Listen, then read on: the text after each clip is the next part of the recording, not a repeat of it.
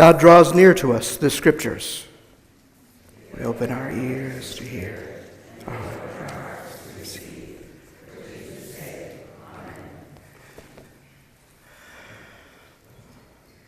John tells us 8 days after the resurrection, Peter and James and John, some of the other disciples who were fishermen, were back at Galilee.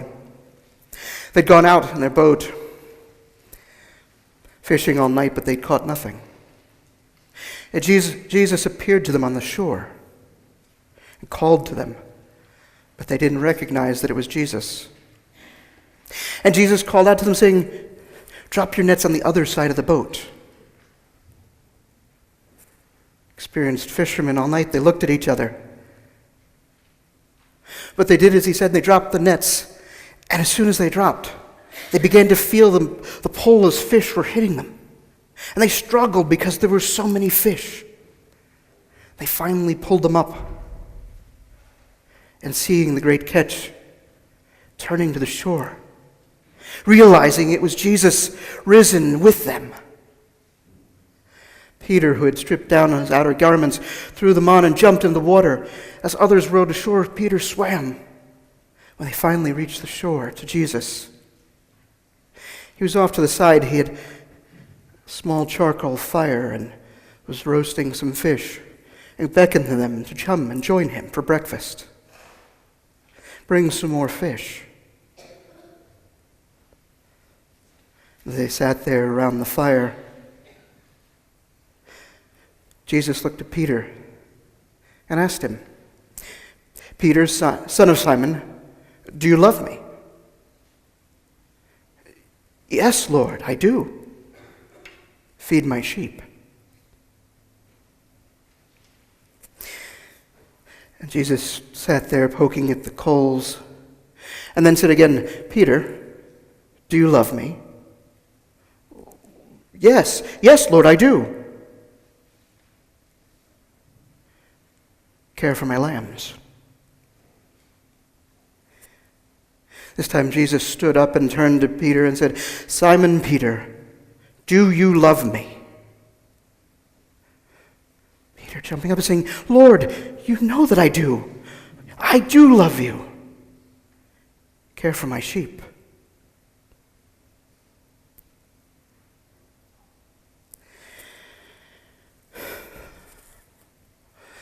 As a young boy, I used to be sent to my grandparents in Georgia. I like to think of it as an opportunity. I have a feeling I was being sent away.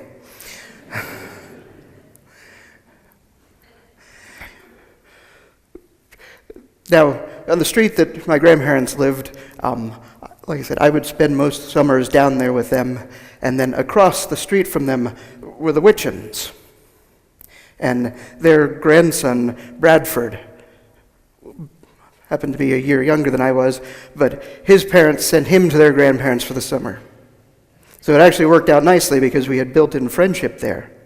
And then next to Bradford's grandparents were the Witchens. Not related, and I guess if you go back to Adam and Eve, you'd probably catch them there, but just coincidental last name thing down there. You probably get that around here too. But Amanda Witchen, who actually lived there permanently,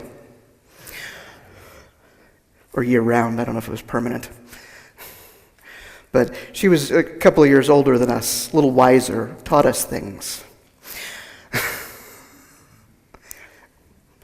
So one day, the three of us were kind of palling around, and it was later in the afternoon, and we came around the corner at Bradford's grandparents' house, and there, sitting on the windowsill, cooling, was peach cobbler. Oh. Fresh Georgia peaches, home-baked by a grandma. This could have been one of those, the devil on one shoulder, the angel on another, but trust me, the angel wasn't there. Surely this was there for us. And as Bradford pointed out, saying that his grandmother baked it so that at some point he would get to have some, well, that could be now.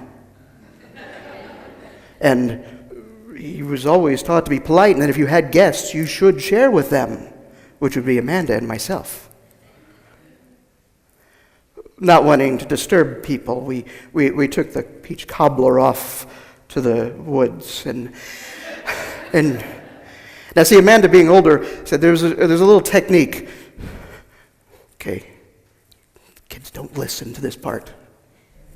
That if you, instead of cutting wedges, you cut more like rectangles, and you cut one on this side, and then one on this side, and you could put it back together so it doesn't look like... This works better if it's like an icing cake and you can repair that damage. Well, that works if there's two people. There were three of us.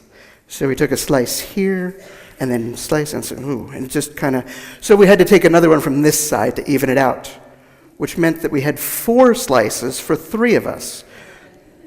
Right, the math isn't working. So we had to take a couple, and then by the time we got to the crumbs, which, this is where Amanda, being older and wiser, had the idea that if we put the pie plate on the ground below the windowsill for the witch's dog to be able to enjoy, and of course blame might deflect towards the dog. It was delicious, that peach cobbler.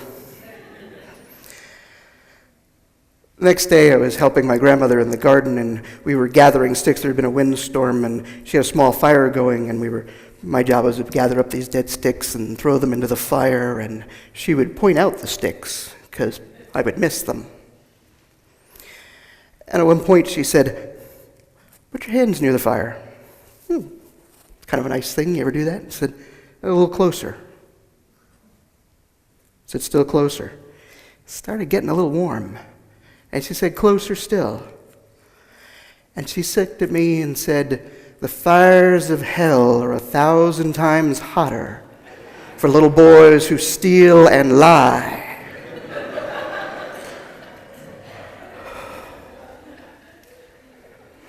They're Baptists.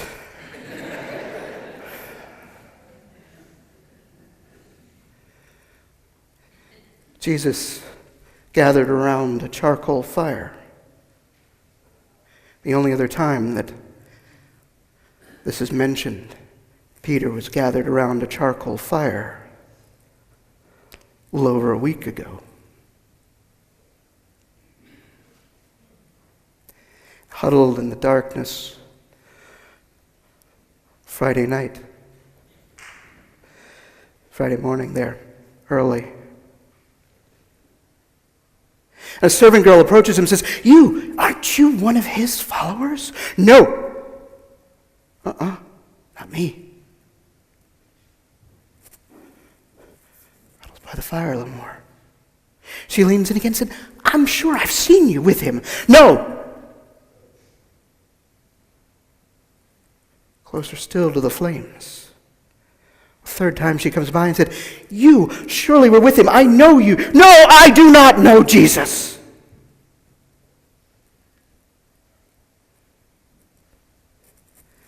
And Jesus beckons Peter around the flames of the fire. "Jesus, do you love me? Peter, do you love me?" "Yes, Jesus." Could have been enough there. But he does it 3 times. Because Peter's guilt, Peter's sin, Peter's denial wasn't once, not twice, but 3 times. And 3 times Jesus cleanses him of that sin. Each time Peter had sinned, Jesus is there to forgive him. Likewise for us.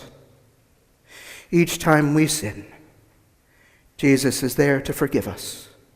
Because Jesus truly understands how hot the fires of hell are. That's why he gave his life for each of us. That no matter how many sins we commit, he's there to forgive your sin. Amen.